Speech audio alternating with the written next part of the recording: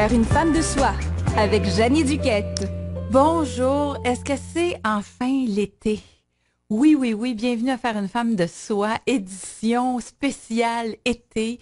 Je suis ici toute l'été avec vous pour 1 heure cette fois-ci et on va se concentrer sur des rencontres intimes avec des femmes comme d'habitude, oui, qui ont un parcours exceptionnel et qui peuvent nous inspirer de par ce qu'elles ont vécu. Des fois, c'est des choses difficiles, comme mon invité d'aujourd'hui, qui, en apparence, on aurait pu croire, ben ça va être un sujet difficile. J'ai Myriam Kézère, donc, je vous présente dans quelques instants, qui est auteure de L'otage du silence.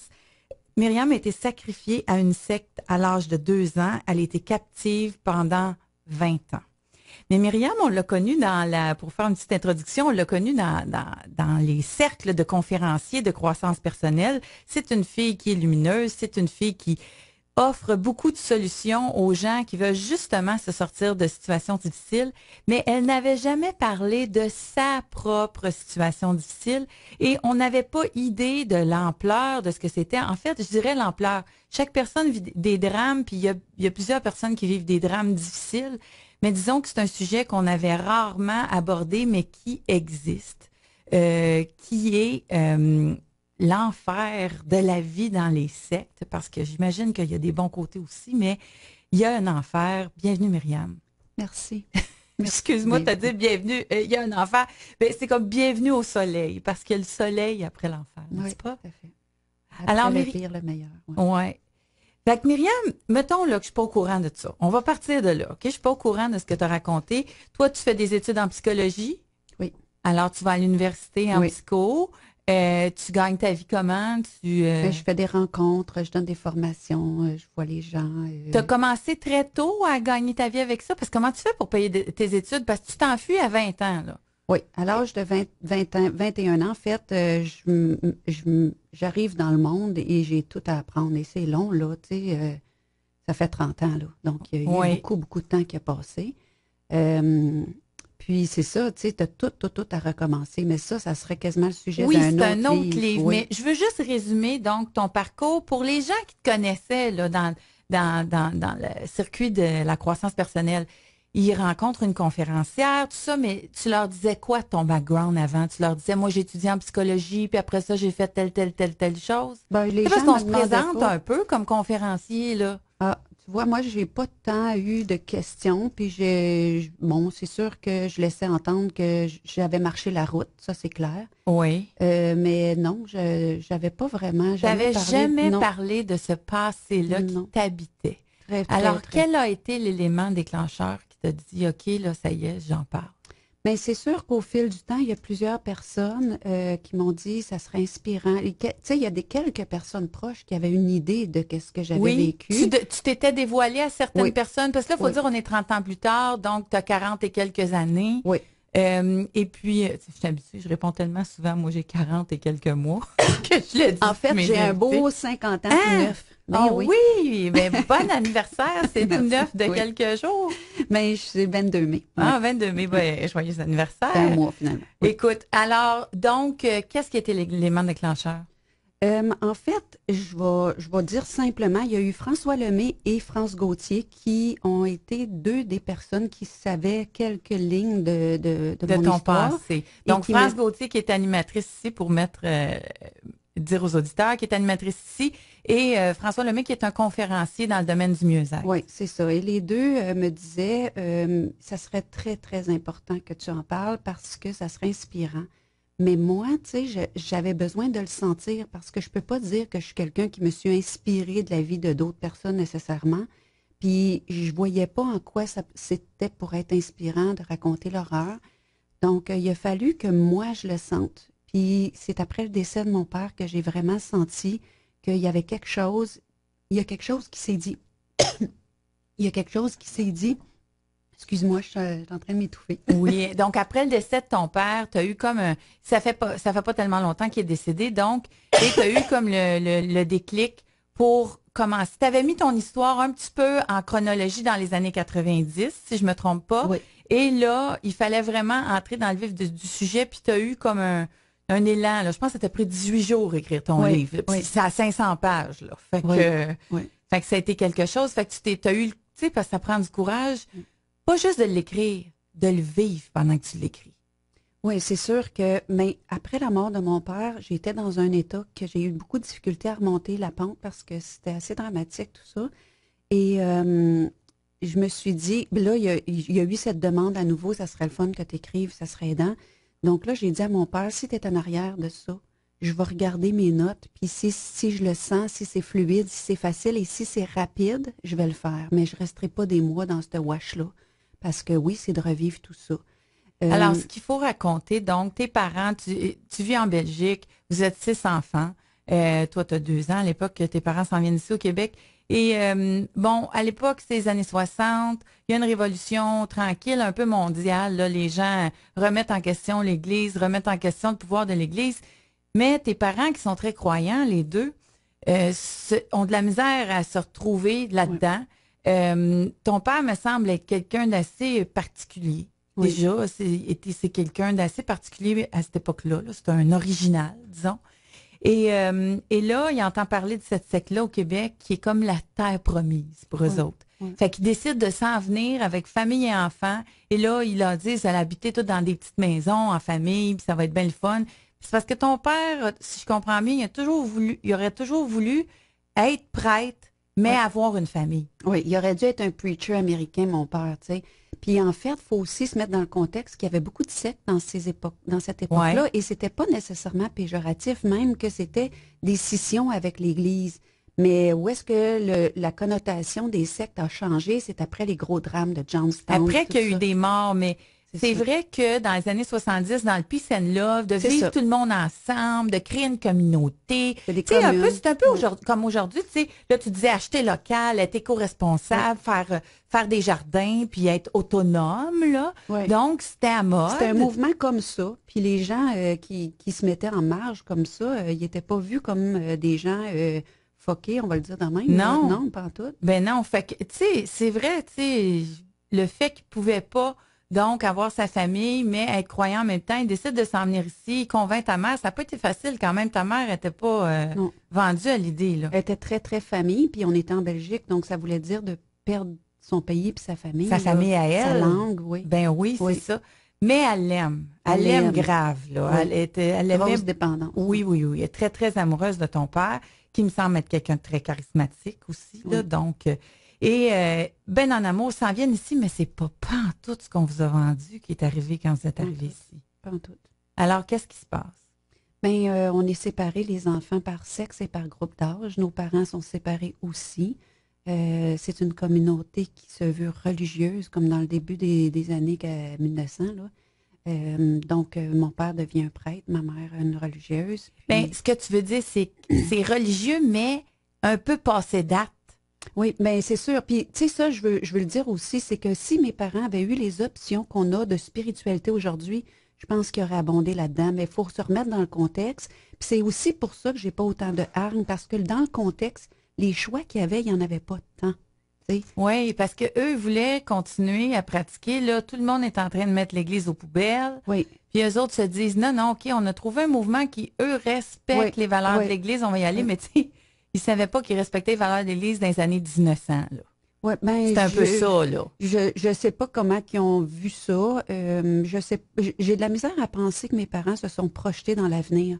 Parce que quand tu fais des choix comme ça, puis que tu as des enfants, me semble qu'il faut que tu penses, OK, qu'est-ce qui va arriver à mes enfants quand ils vont être ados, quand ils vont être rendus plus grands? J'ai l'impression que mes parents, ça répondait aussi à d'autres besoins qui étaient de garder, que leurs enfants mangent, parce que c'était difficile d'avoir une grosse famille comme ça. Il y avait beaucoup d'autres difficultés. Puis je pense que ça prenait soin de plusieurs de leurs difficultés.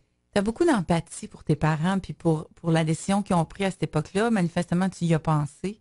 Ça adoucit ça, parce que là, remettons-nous, là, tous les enfants sont séparés. Ils vous disent, vos parents sont plus vos parents, ils deviennent des religieux maintenant. Alors, vous retrouvez à être élevés par des marâtres, on va le dire, là. Tu sais, Cendrillon, c'est de la petite bière, comparé à ce que vous avez vécu, là. Donc, vous vous retrouvez à être punis, disciplinés de façon cruelle. Quotidiennement, oui. Quotidiennement. Donc, donne-nous un exemple un peu de quoi ça pouvait ressembler, ce que vous viviez. Ben, plus j'étais petite, plus c'était violent. Donc, on était beaucoup, beaucoup d'enfants, puis le gourou, il voulait pas entendre qu'il y avait des enfants dans la place. Tu sais. Donc, on pouvait être assis des heures, les mains croisées, les yeux fermés, en silence. Tu sais, c'était très, très, très rigoureux. Puis il y avait des châtiments corporels. Énormément. Donc, on battait les enfants Oui. pour un tout ou pour un rien. Pour un tout et pour un rien. Donc, Vraiment. tu sais, dans ton livre, j'ai vu une fois, bon, tu as menti sur quelque chose. Oui. Et là, tu as eu probablement la pire raclée de Oui, ta vie oui, entière. Tu as oui. été battue à coups de bâton. Là. Oui, puis c'était 3 adultes sur moi. J'ai 6 ans, puis j'ai encore des séquelles aujourd'hui. Parce que moi, je peux pas rester assis longtemps. Là. J'ai resté avec quelque chose au bassin de cette... puis j'ai été dans un état comateux pour une semaine après ça. C'était-tu comme ça pour tous les enfants? Il y avait des enfants qui étaient plus châtiés que d'autres. Encore aujourd'hui, je me demande qu'est-ce que j'avais qui m'a attiré autant. Mais je pense T'en vivais plus que tes frères et sœurs, tu penses? que mes frères et sœurs, absolument, mais que d'autres, parce que les gars et les filles étaient séparés. Mais Ouais. il y a d'autres petites filles qui ont vécu ce que j'ai vécu, mais c'était quand même quelques-unes là, qui étaient vraiment prises à partie, là, puis qui étaient la cible. Mais tous les enfants étaient molestés quand même. Oui, puis il y a eu aussi de l'abus sexuel. Oui, puis surtout les garçons. Les garçons, c'était omniprésent. Ils se sont fait beaucoup abuser, les garçons. Oui, oui. Donc, et du côté des filles, c'est qui abusait des filles, des hommes ou des femmes? Des femmes. C'était des femmes qui abusaient des femmes. Oui. S'il y a eu, tu sais, l'autre chose, c'est que je ne sais pas tout ce qui s'est passé dans Es-tu en contact avec des gens qui se sont aussi sortis de ça, à qui tu as pu parler Oui. de ce que vous avez vécu? Oui, oui, oui. Et est-ce qu'ils s'en sont tous bien sortis comme toi? Ben, chacun a fait son chemin. Il y en a qui ont eu plus de difficultés que d'autres, là. Ouais, c'est quelque chose, sortir de quelque chose de même. Puis, tu sais, tu peux t'évader, mais sortir ce que tu as vécu de toi, c'est complètement une autre histoire. Puis ça, c'est vrai pour tout le monde, là, tu sais. Mais là, j'entends les gens qui nous écoutent qui disent, mais voyons donc, quand t'es sorti, là, pourquoi t'es pas à la police? Mais je savais pas que ça existait. Mais à un moment donné, tu l'as su. Oui. Là, tu te dis, là, premièrement, aujourd'hui, ça existe encore, cette secte-là? Oui. Parce que je sais que tu la nommes pas, Oui. parce que tu te dis, je veux pas leur donner de l'attention, mais je veux surtout pas non plus brimer les enfants qui sont encore pognés là. Oui. Oui. Mais s'ils sont encore pognés là, ça ne tente pas de dénoncer. Mais tu sais, il y a beaucoup de choses qui sont en cours. Les gouvernements s'occupent des écoles clandestines. Je pense que ça ferait un tabac médiatique, puis je pense que ça serait contre-productif présentement. Donc, on irait dans une autre direction. L'objectif du livre, j'ai voulu garder la ligne de raconter comment on peut se sortir du pire. Mais ça serait une autre histoire. Puis de comment on règle cette affaire-là. Oui, c'est ça. Ouais. Tu sais, c'est complètement autre chose. Puis je pense que je serais passée à côté du message si j'avais fait ça. Oui. Fait qu'au départ, pour toi, c'est important de nommer les choses. Oui. Nommer les choses qui ont été vécues. Puis tu dis que, donc, les sévices corporels, eux autres, là, ils étaient-tu conscients, tu penses, qui étaient si cruels avec vous, ou pour eux, c'était ça, élever des enfants? Tu sais, je vais référer, parce que c'est de mon éducation, à une phrase que Jésus disait, il dit « Pardonne-leur, ils ne savent pas ce qu'ils font ». Tu sais, les gens qui font des énormités, là, je pense qu'ils ne savent pas. Autrement dit, je traduirais ça, ils n'ont pas le niveau de conscience. Tu sais, de battre un enfant, c'est pas juste de le discipliner, c'est de l'hypothéquer pour le reste de sa vie dans ce qu'il est dans son essence. Et les êtres humains ont aucune idée, tu vas passer dans la rue, tu n'as aucune idée de ce que l'autre porte, de ses vices. Puis moi, je dis tout le temps, l'enfant qui a vécu autant de sévices, je sais pas, on va avoir un party, tout le monde va s'amuser. Lui, il est toujours en train de s'ajuster intérieurement. Il est toujours en train de se demander, je suis pas assez, je fais-tu ça correct, je suis pas correct? Est-ce que c'est dans la juste mesure? Tu sais, c'est comme le petit canard, là, que les pattes sont tout le temps en train de se faire aller en dessous. Puis ça, là, personne ne voit ça. C'est de la peur. Tu es comme habité par la peur parce que c'est ça que tu as vécu plus jeune. Ben, c'est comme tu n'étais jamais correct. Puis ça suit l'adulte en général. C'est très, très long avant que tu te défasses de tous les conditionnements, de toutes les... Ce que tu as vécu pendant ce temps-là. Mais donc, enfant, c'est très difficile pour toi. Puis là, tes parents, il n'y a pas moyen que tu ailles leur dire. Tu n'as pas accès à eux autres. J'ai très, très peu accès à eux autres. Les gens sont envoyés un peu partout. Ils ont des maisons un peu partout dans le monde. Mon père, comme il était un homme qui tenait souvent tête au gourou puis qui avait beaucoup d'influence, on le gardait. Un peu comme toi. Oui, oui, oui. Hein, Moi, je suis t'étais une très. enfant, tu dis, puis j'étais pas cassable. Oui. C'était pour ça aussi que Oh, oui. tu t'étais pris à partie, Mais je là. retiens énormément de mon père. Tu sais, mais on dit ça, j'étais pris à partie parce que j'étais pas cassable, mais quand j'étais enfant, j'essayais de me mouler. Ouais. J'essayais de rentrer dans le moule, puis je faisais rien pour résister à ça. Mais je pense que la vie savait où est-ce qu'elle me conduisait et elle a décidé que je n'étais pas modelable. Mais ça, c'est pas moi qui ai décidé ça. Puis Ben, j'en ai souffert de ça. c'est sûr. Mais j'ai une question par rapport à... On va séparer l'enfance et l'adolescence. Mais pendant l'enfance, tu dis que tu vivais des moments de solitude dans lesquels tu étais capable de t'évader. Oui. Ces moments-là, c'était comme ta lumière. Ben, en fait, c'est très difficile pour moi d'expliquer ça, mais on dirait que depuis l'âge de 2 ans, j'avais une conscience. Il y a des choses que Il y a quelque chose qui t'aidait. Ça Oui. se peut-tu? Quelque chose d'une espèce de présence plus grand que toi que tu Ben, sentais? je ne peux pas dire que je sentais la présence, mais je m'évadais dans un espace que je nomme comme l'espace intersidéral, puis j'avais l'impression que je pouvais flotter là des heures de temps. Puis oui, c'était comme une dissociation. Oui, c'était paisible, mais en même temps, c'était vide pour un enfant. Donc, je m'ennuyais énormément. Moi, je T'étais me suis seule, ennuyée de ma famille, ça mais n'a pas de sens. ce que je trouve fascinant dans ce que tu racontes là, c'est que ces moments de solitude-là, ces moments de grâce-là, que tu étais capable d'aller atteindre enfant, c'est ce qui arrive souvent aux gens qui subissent des grands drames. Donc, derrière la cassure, la brisure de l'âme, là, il y a beaucoup de lumière Oui, mais qui c'est se ça. cache. C'est Puis, sûr. tu as eu accès à ça. Forcément, Oui. c'est ça qui t'a donné de la force. Oui, ça a fait que tu n'as jamais été cassé, mais moi, je me dis, la force, tu allais la chercher quelque part, Myriam. Oui, oui. Puis probablement que c'était ces moments-là où tu touchais à quelque chose, l'espèce d'énergie de la vie, là, on va l'appeler de même, mais qui te donnait de la force. Je peux dire que j'avais comme une guidance intérieure très directe et je ne le savais pas. Je pensais que tout le monde était comme ça, mais j'avais Ouais. une guidance directe. Puis quand je me faisais battre, tout ça, je me souviens que très, très petite, je regardais les adultes puis je savais que c'était eux autres qui étaient souffrants. Ah oui, Oui, tu savais ça. oui. Tu avais comme une sagesse, tu sais. Mais c'était là. Tu sais, j'ai jamais pensé qu'il y avait un ange qui me parlait ou je sais pas quoi. Ça partait Non. de l'intérieur. L'intérieur C'était de pas ma tête. toi, on a des réponses, des fois on a des réconforts qui peuvent venir de drames profonds, mais tu l'entends, c'est pas toi, c'est quelque chose Oui, qui te dit, oui. qui te réconforte. Puis ça, c'est resté. Ça, c'est quelque la chose. vie. Oui, Moi, je pense que la vie est fondamentalement bonne. oui. Hein? Puis ça, cette petite voix-là qui disait c'est eux qui souffrent, là, c'était la vie qui est bonne qui te disait Ouais. ça. Puis j'avais quasiment de la compassion pour eux. OK. Puis c'est pour ça aussi que j'ai jamais développé toute la hargne puis tout ça, même mes parents, parce que c'est comme si j'avais la conscience que eux, ils faisaient le meilleur de ce qu'ils savaient avec leur niveau de conscience.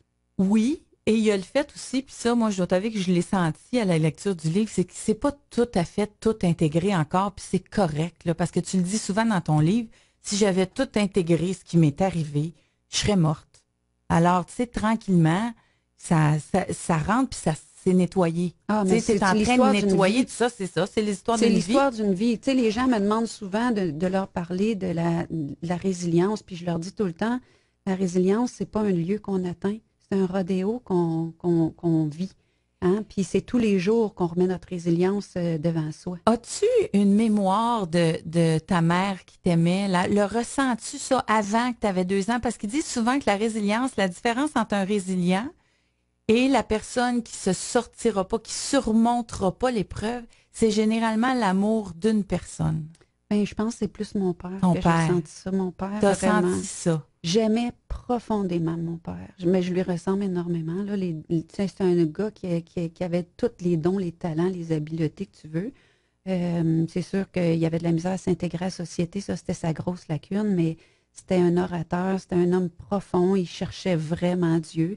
Ma mère aussi, mais ma mère, j'ai senti son affection, mais elle était devenue comme bigote. Tu sais, c'était religieux. C'était donc moi, tu sais, ma mère m'avait repoussée à l'âge de 3 ans quand j'avais couru vers elle en l'appelant maman. Oui, tu l'avais croisée donc C'est dans ça. la cour du monastère où tu habitais, oui. puis tu allée la voir, tu as dit maman, maman, ben, Elle m'a repoussée parce que là, elle avait plus le droit d'être appelée maman. Puis là, elle m'a dit son nom de religieuse. Puis on dirait que même aujourd'hui, adulte, quand je repense à ma mère, il y a toujours le même feeling qu'elle m'a infligé cette journée-là. La blessure de rejet. Puis c'est physique, je suis pas capable. Puis c'est pas de, tu sais, j'y en veux pas. J'y en veux pas, mais c'est physique. On dirait qu'elle a cassé quelque chose entre moi et elle. Ben, en psychologie, on dirait que c'est là que la rupture du lien d'attachement. Oui, oui. Tu te rappelles exactement oui. du moment. Oui, oui, oui. Alors, c'est des choses qu'on comprenait moins à cette époque-là. Oui. Parce que, tu sais, je suis sûre que beaucoup de gens, Myriam, on sous-estime les gens qui ont vécu ça parce que à l'époque, là, moi, pour m'être intéressée aux communautés religieuses, parce que c'est les premières leaders féminines de notre communauté, c'est les communautés religieuses. Puis pour avoir vu des documentaires sur les religieuses, à l'époque, on disait aux religieuses, un enfant, faut pas que ce soit pris. Faut pas que ce soit serré dans ses bras. C'était dans leur livre de recettes, dans leur livre de psychologie.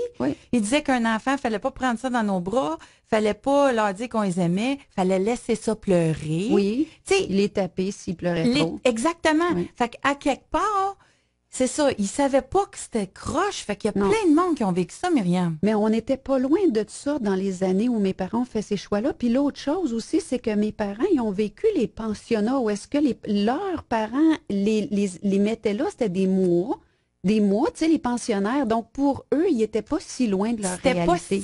C'était pas si science-fiction qu'on pense. Non, puis c'est ça, c'est que là, aujourd'hui, on regarde ça avec nos yeux de 2019. Ouais. Mais si on recule dans les années 60, là, 70, on était encore proche de tout ça. C'est le Conseil Vatican II qui a fait. Moi, écoute, j'ai été pensionnaire, moi, puis il tapait à règle, puis il venait nous taper la nuit, là. S'il y en a une qui bougeait, tu sais, fait que quand je lisais ça fait pas si longtemps que ça, là, c'était dans les années 70, justement. Pensionnaire dans une école qui existe encore aujourd'hui, là. Alors, tu sais, puis une bonne école. Puis il y a beaucoup de gens qui m'ont lu, puis qui m'ont parlé de ce qu'ils ont vécu et c'était du copier-coller, puis pourtant, ils n'étaient pas dans ce qu'on appelle une secte. Donc, c'est un peu ça aussi que je veux démystifier parce que le mot secte, c'est pas parce que, quoi, j'en fais pas l'apologie, on s'entend, mais en même temps, les gens voient ça comme si c'est loin d'eux autres, puis c'est occulte, puis c'est tu sais, comme si c'était une maladie vénérienne qui va te sauter dessus. Sauf que ça n'a rien de ça. C'est beaucoup plus proche de la réalité de bien du monde qu'on peut penser. Ton adolescence, ça a l'air de quoi? Je me souviens, à l'âge de 12 ans, il y a eu une cassure parce que moi, j'étais une petite vive la vie, là, puis j'étais très, très, une enfant, une cabotine, là, tu sais. Et ça a été très long avant qu'on réussisse à casser cette espèce d'effervescence. Briser la joie. La joie, parce qu'on n'avait pas le droit de rire. Ouais. Puis ça, quand je repense à ça aujourd'hui, j'ai encore envie de pleurer. Je trouve ça tellement dramatique. Mais j'avais 12 ans, puis je le raconte dans le livre, le moment où j'ai senti qu'on m'a cassé. Ouais. Puis au niveau de ma joie, puis j'ai traîné une détresse durant mon adolescence. Tu vois, je vais être émotive là, quand j'en parle. Ça fait encore mal quand j'y repense à la petite adolescente que j'étais. Laissée à moi-même, je pensais que j'étais en train de devenir folle. Je pleurais des nuits de temps. J'étais complètement en détresse. Parce que tu étais seule? Parce que qu'est-ce qui te pesait plus qu'à ton enfance?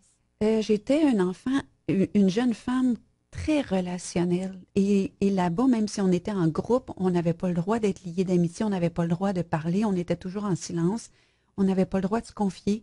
Et je me sentais comme tellement inadéquate parce que je suis une verbomoteur, je suis une fille de relation, et je me sentais tellement inadéquate et j'étais toujours en train de me questionner sur le dosage, sur le comment, puis le sérieux de la chose, c'était tellement pas ma nature. C'était trop sérieux ce que tu vivais, c'était trop... Puis en même temps, écoute, ça nous fait venir un paquet de questions qu'on va raconter après la pause parce qu'on est déjà rendu à mi-parcours. Alors, on se demande donc, la petite qui chemine, qui est seule, tout ça va finir par se poser des grandes questions et avoir envie de s'en sortir. Myriam Kézère, l'auteure de Otage du silence, qui a été sacrifiée à une secte à l'âge de 2 ans, captive durant près de 20 ans, nous raconte ça à Faire une femme de soi au FM 103.3 après la pause.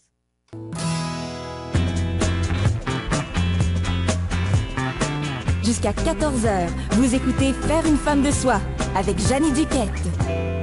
Alors, nous sommes de retour avec Myriam Kézère qui s'est sortie de l'enfer des sectes, mais ce qui est assez, ce qui est difficile à comprendre quand on n'a peut-être pas vécu ça, c'est que pendant 20 ans de sa vie, Myriam sait pas que sa vie est pas comme les autres, parce que c'est la seule vie qu'elle connaît.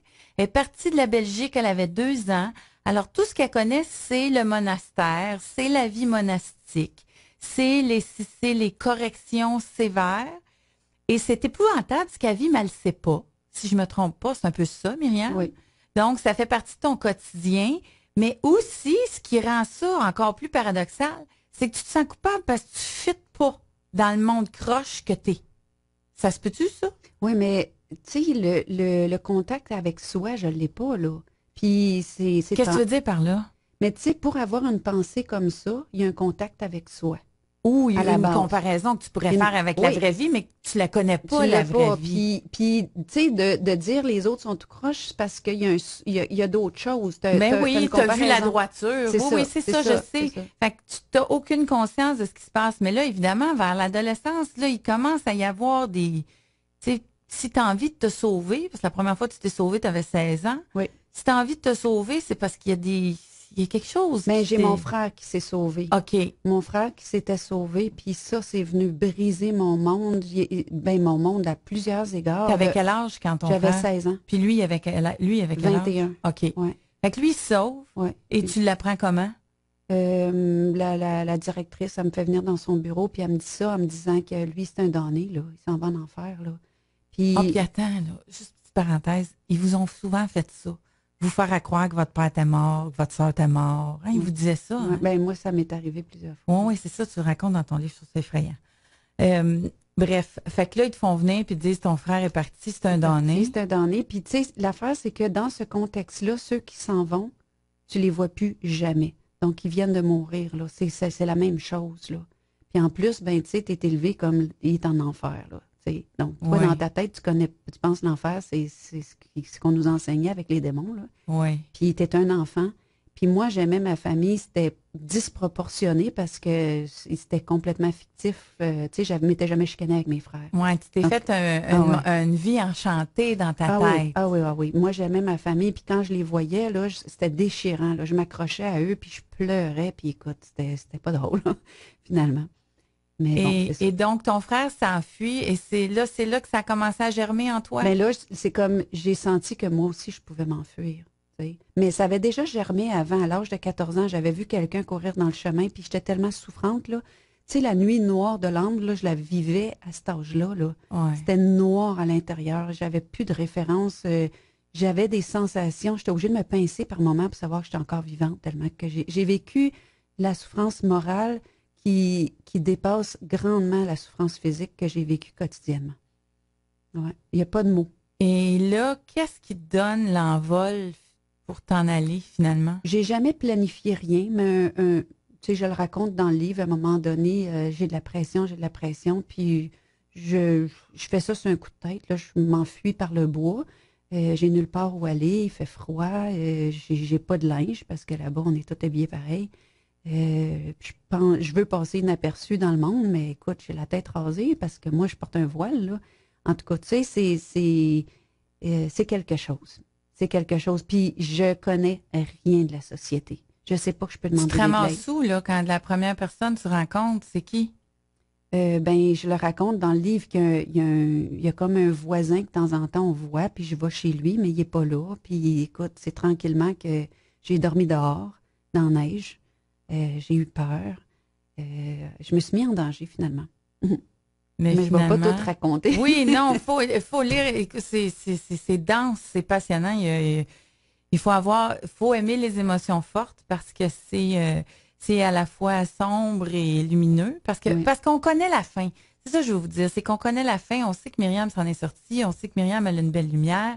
Puis on sait aussi que je pense que c'est important de nommer les choses. Puis une des choses que tu dis souvent dans ton livre, puis que je comprends, puis que je trouve important qu'on raconte, c'est qu'il n'y a rien de tout noir ou tout blanc. Il n'y a personne qui est un monstre 24 heures sur 24. Non. Puis là, je vais en venir à quelque chose d'important que tu parles quand tu parles de ta relation avec ton père. Parce que j'ai vu l'entrevue de Denis Lévesque et j'avais pas vu la photo. J'avais pas vu de photo, Myriam, et Denis Lévesque qui montre une photo. Et j'ai été saisie à quel point tu ressembles à ta mère. Okay. Et donc, tu ressembles beaucoup à ta mère. J'ai vu la photo de ta mère, je me suis dit, mon Dieu, on dirait Myriam. Et là, tu dis que dans la vingtaine, il s'est développé quelque chose avec ton père qui était très ambigu. Oui. Et tu as vécu quelque chose d'ambigu avec ton père. C'est-à-dire que tu ressemblais à ta mère. Il te l'a, tu sais, il a comme essayé de te séduire. Oui. Et là, toi, il faut que tu essayes de rationaliser ça. La fille qui passe son temps à rationaliser tous les sévices, ça va même jusque-là. Mais tu sais, quand j'ai écrit le livre, le premier jet, j'en ai pas parlé parce que mon père, c'est un homme qui a influencé positivement énormément de gens, puis je voulais pas détruire ça. Puis j'aime tellement mon père que je voulais pas affecter sa mémoire. Et je pense à un impresario connu de qui on disait la même chose. Oui, mais en même temps, j'ai une amie qui est psychologue, c'est la seule personne qui le savait. Et puis, elle m'a dit, tu sais, Myriam m'a dit, tu fais ce livre-là pour aider les gens. Tous les gens qui ont vécu des relations incestueuses ou ambiguës ou tout ça. Et ça m'a pris énormément de courage. J'aime pas en parler parce que mon père, il a été tellement autre chose que ça. Mais en même temps, je l'ai fait pour par souci d'intégrité. Ouais. Parce que moi, je veux, ce qu'on dit walk the talk, là. Tu sais, je veux parce que montrer c'est important ce que tu nommes là, parce que tu l'aimes énormément, ton père, et il est allé trop loin, et tu le comprends maintenant avec tes yeux d'adulte, mais tu sais, quand tu étais la petite fille encore cloîtrée, c'était bizarre, mais... Donc, tu sais, je dis à mon père que tu sais, moi, je rencontre mon père, j'ai 20 ans. Puis j'ai une relation, même dans la secte, on m'a donné des permissions parce que ça faisait 2 fois que je m'évadais. Donc, on m'a laissé me rapprocher de mon père parce qu'il ne voulait pas me perdre. Puis en même temps, je me confie à mon père de tout ce que j'ai vécu. Il est excessivement gentil, excessivement à l'écoute. Il me demande pardon. Il est très, très... Puis je lui confie que je ne sais pas comment un homme s'est fait. J'ai 20 ans, j'ai jamais eu d'homme autour de moi. Tu sais, donc ça l'ouvre la porte à quelque chose. Puis c'est sûr que lui, il me dit que c'est une question d'éducation, mais en même temps, ça n'a pas de sens. Puis tu sais, c'est lui l'adulte. Moi, je suis comme un enfant de 5 ans. Il t'accueille un soir, puis il est flambant. Ouais. Et dans le désir. Oui, c'est ça. Pour un gars, il ne peut pas le cacher, là. Non, non. Alors, tu sais, toi, tu vois ça, puis là, c'est là que tu n'en reviens pas, puis tu dis, excuse, là, mais ça n'a pas de bon sens ce que tu fais là. Ouais. Ben, c'est pas comme ça que j'ai dit ça, ben, j'étais en choc. Ouais. Puis je pense qu'il l'a vu, puis, tu sais, en tout cas, je veux pas, j'ai pas raconté tous les détails parce que je pense que c'était pas nécessaire, c'était déjà trop dur pour moi d'aller là. Mais je veux que les gens sachent que, tu sais, quand je dis que j'ai tout vécu, ce qu'on peut vivre, je l'ai vécu. Puis c'est vrai. Puis, tu sais, j'ai eu peur aussi de faire mal à ma famille en racontant ça parce qu'ils ne savent pas. Savais-tu que toutes les victimes d'inceste pensent probablement ce que tu dis là? C'est pour ça que je l'ai faite parce que je sais que je sais l'ambiguïté qu'on porte parce qu'on l'aime. C'est ça. L'autre affaire, c'est qu'il est pas ça tout le temps. Moi, je connais des gens qui ont, tu sais, des gens qui ont des tendances pédophiles, des choses comme ça, puis on dirait ça aux gens autour, puis ils diraient, ben voyons donc, impossible. Mais c'est pas tout le temps quelqu'un avec une cape noire qui a de l'air de Mais au contraire, si des gens sont capables de séduire des enfants, c'est parce qu'ils ont une capacité de connexion puis de charisme souvent. Ben moi je vois intense. ça comme des enfants qui n'ont pas grandi puis qui ont peur de rentrer en relation avec d'autres adultes. Donc la seule place où est-ce qu'ils sont confortables, c'est au niveau de l'enfant. Ils sont restés des enfants. Mais il faut aussi dire que mon père et ma mère n'ont pas développé avec nous la relation parent-enfant non plus. C'est ça. Puis c'est pas pour l'excuser, mais c'est pas là parce qu'on sont pas là. C'est gris. C'est une situation grise. C'est une situation grise. Puis des fois, c'est ça, c'est qu'il y a des gens qui sont dans des familles puis qui vivent ça, puis c'est gris là, et puis on juge les gens qui parlent pas, mais en même temps, de la façon dont tu l'expliques dans ton livre, on comme comprend. Mais je suis amoureuse de mon père, tout simplement. C'est le premier homme de qui je suis proche. On a tout en commun, c'est très facile, on s'aime énormément d'un amour qui est normal, mais comme on n'a pas été ensemble pendant les 20 premières années, ben il n'y a pas la frontière qu'il devrait avoir. Mais lui, il est quand même un adulte. C'est lui l'adulte. C'est lui l'adulte. Puis les gens qui sortent des sectes, qui ont été mis là bébés, leur tête est comme celle d'un enfant. avant qu'ils deviennent des adultes. On n'est pas handicapé, on ne peut pas être mis sous curatelle, c'est rien de ça. Mais en même temps, moi, si vous saviez, le 2e livre qui pourrait s'écrire, là, je ne dis pas que je vais le faire, mais on ne sait pas, de m'adapter à la société, de prendre des décisions. Moi, j'ai jamais décidé ce que je porterais. J'ai jamais décidé qu'est-ce que je mangerais. J'ai jamais décidé qu'est-ce que je ferais dans une journée. Et là, j'arrive dans cette prison. Oui, mais que j'ai été mis là à 2 ans. J'ai jamais connu le monde. Donc, c'est... Non, la réadaptation, ça devrait être... oui, c'est ça. Quelques épisodes d'une série, certains un jour à la télévision. Oui, il y a une série à faire. Mais donc, Myriam, c'est important pour moi de parler de cette zone grise-là qui permet de comprendre les victimes d'inceste qu'on a souvent jugées. On les juge souvent, puis ils parlent pas parce que ils ont peur de détruire la famille. Oui. Puis comme tu dis aussi, quand ils parlent, c'est eux qui sont jugés parce que il y a de la confusion dans leur façon de percevoir ce qui leur est arrivé. Bien, la culpabilité vient beaucoup de l'amour que tu as en même temps. Donc, le fait que tu aimes et que tu es attaché à quelqu'un qui dépasse des frontières, c'est comme s'il ne faudrait pas que tu l'aimes. C'est comme, il y a toutes les zones blanches et toutes les zones noires en même temps. Et on ne peut pas trancher ça. Puis en même temps, on ne peut pas ne pas le dire parce que, comme adulte, il faut être conscient de ce qu'on fait à des enfants. Puis, tu sais, moi, j'étais une jeune adulte, là, puis quelque part, en termes légaux, j'étais consentante, mais j'étais un enfant. Oui, t'étais encore un enfant. J'avais 5 ans dans ma tête. Myriam, ta mère est encore dans la secte. Oui. Et est-ce que tu es en contact avec elle? Non. Puis là, j'ai eu quand ce livre-là est sorti, j'ai un de mes frères qui m'a dit, ben là, c'est terminé, puis je vais faire mourir ma mère, puis tu sais, c'est comme... Lui, est-ce qu'il est encore dans la secte? Des 6 enfants, là, combien il y en a encore dans la secte, puis pas? Il y a ma mère, ma petite sœur, que j'ai jamais revue d'ailleurs, puis 2 de mes frères. Mais j'ai un de mes frères qui est sorti, mais il est toujours un adepte.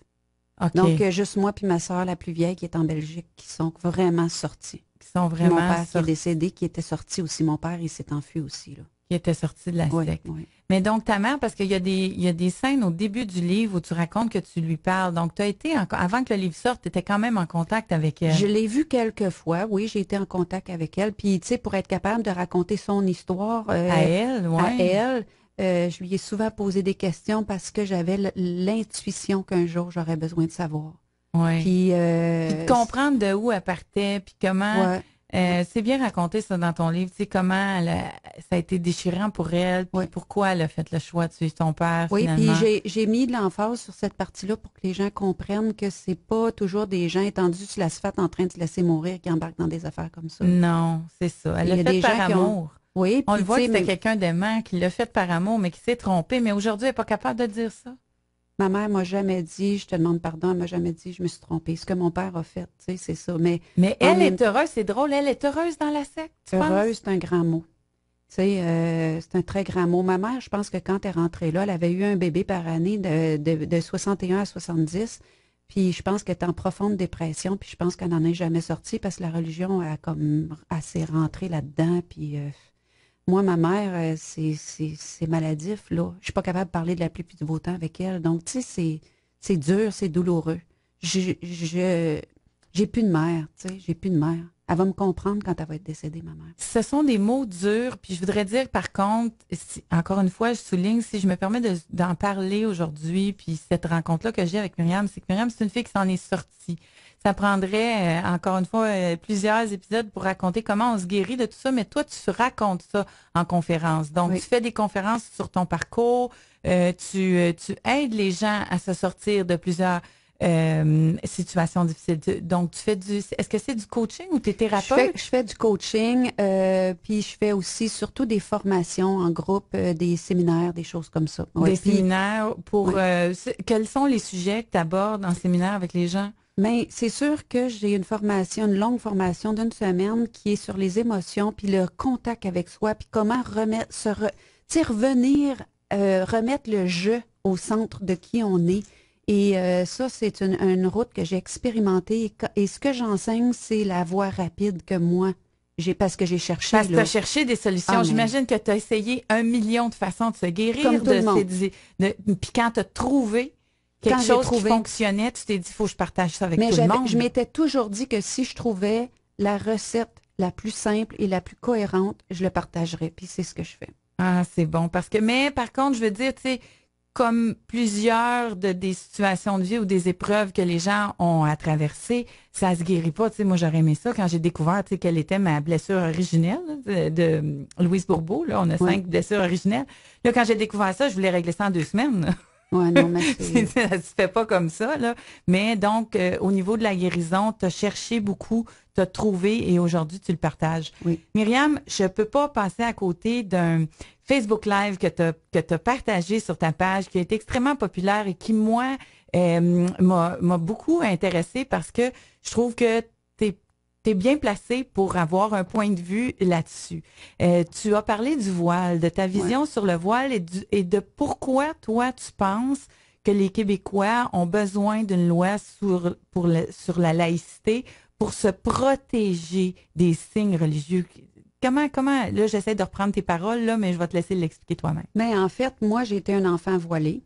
Une jeune femme voilée et un adulte voilé. Donc, puis l'intégrisme, je le connais, parce que l'intégrisme religieux, il est le même partout, peu importe la religion. Les catholiques ont été intégristes. Aujourd'hui, il y a d'autres religions qui sont des intégristes. C'est des extrêmes. C'est des extrêmes. Puis le port du voile, moi, j'ai été voilée, j'avais 7 ans.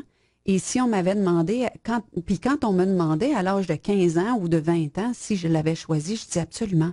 Quand tu es dans un contexte intégriste, tu ne sais pas que tu es un intégriste et tu penses que tu es libre.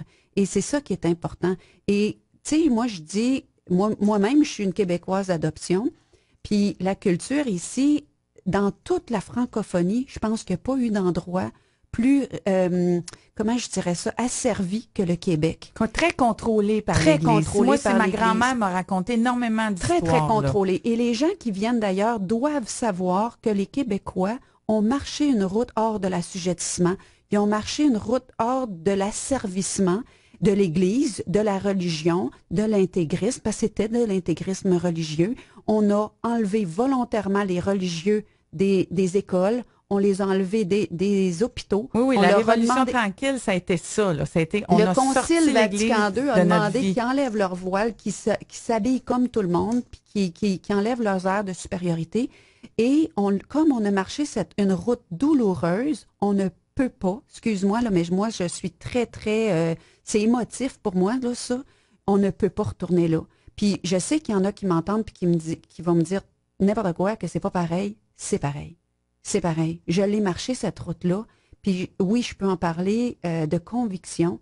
Puis j'espère que je vais pouvoir faire quelque chose dans ce débat-là parce que moi, j'ai une vision de l'intérieur. Je juge pas cette situation-là de l'extérieur. Mm-hmm. C'est pas, c'est des gens qui viennent d'ailleurs. Non, c'est la symbolique. Puis, tu sais, les gens vont dire, ben là, toi, tu mets une casquette aux couleurs de ton équipe. Non, c'est la symbolique. Par rapport aux femmes, il y avait quelque chose que tu mentionnais aussi par rapport aux femmes. Ben, c'est que le voile a toujours été mis sur une femme, puis dans l'Église catholique, c'était pour se couper du monde et se couper d'elle-même. La religieuse, là, elle se couchait à terre, puis on mettait un voile sur elle, elle était morte au monde. Était morte au monde. Écoute, faut entendre les mots, là. Puis le voile a un symbole de mort. Tout ce qui appartient à la femme, c'est de l'assujettissement. Tu sais, puis dans d'autres religions, c'était pour séparer les prostituées des femmes de classe, on va dire. Donc, tu sais, c'est toujours de l'assujettissement des femmes et moi, je peux pas accepter ça. Puis même si c'était pas un voile religieux, dès qu'on oblige une femme à couper une partie de qui elle est, les cheveux des femmes, notre tête, notre part de tête, ça fait partie de ce qu'on est dans notre fierté. Qu'est-ce que tu réponds à ceux et celles qui disent que c'est un choix, puis ça fait partie de leur liberté individuelle de porter un voile? Moi, là, si je demandais à ma petite sœur que j'ai jamais revue, qui a été mise dans la secte à l'âge de 1 an, qui a 49 ans aujourd'hui, si j'y demandais si elle a fait ces choix-là en conscience et librement, elle me dirait oui. Parce que son choix, elle sait pas. Elle le sait pas. C'est pas dans son champ de conscience que son choix, il est dans une boîte. Moi, quand j'ai parlé à un de mes frères que j'ai revu il y a 2 ans, j'ai dit, tes choix ont été faits dans un aquarium. T'es pas dans l'océan de la conscience. Et tout ce qui est croyance, c'est comme une vieille technologie désuète parce que la croyance est exclusive. C'est my way or no way. Aujourd'hui, on essaie dans la spiritualité d'instaurer de la conscience. La conscience, c'est des nouvelles technologies. C'est beaucoup plus rapide, c'est beaucoup plus vaste, c'est inclusif. Et tout ce qui est croyance, à mon sens, à moi, on est appelé à les dépasser. Okay. Que ce soit de la croyance dans une secte, dans une religion catholique ou dans une autre religion. Tu es en train de nous expliquer la différence entre la conscience et la croyance.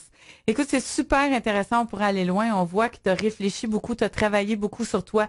Les gens qui veulent se procurer le livre L'otage du silence, sacrifié à une secte à l'âge de 2 ans, captive pendant près de 20 ans, de Myriam Kézère, peuvent le trouver dans toutes les bonnes librairies. Toutes les librairies. C'est... Voyons, c'est publié chez Béliveau Éditeur. Ceux qui nous regardent sur Facebook Live, si vous partagez ce Facebook Live-là, Myriam va faire tirer parmi tous les partages de notre Facebook Live aujourd'hui, va faire tirer un livre. Alors, vous pouvez remporter un livre L'otage du silence de Myriam Kézère. Myriam, si on veut te trouver, on te trouve sur ton site web? Le www.porteurdeflambeau.com. porteurdeflambeau.com. Et c'est déjà terminé. Encore une émission passionnante avec une invitée fascinante. Merci infiniment, Myriam, d'avoir passé ce moment-là avec nous. Je remercie tous les auditeurs et auditrices d'être avec Faire une femme de soi et Jeannie Duquette, semaine après semaine. Venez nous faire part de vos commentaires. Si vous voulez des invités particulières, faites-moi en part aussi. On est en édition spéciale vacances. Je vous souhaite une belle fin de semaine. Mon nom est Jeannie Duquette et c'est toujours un privilège d'être avec vous à Faire une femme de soi.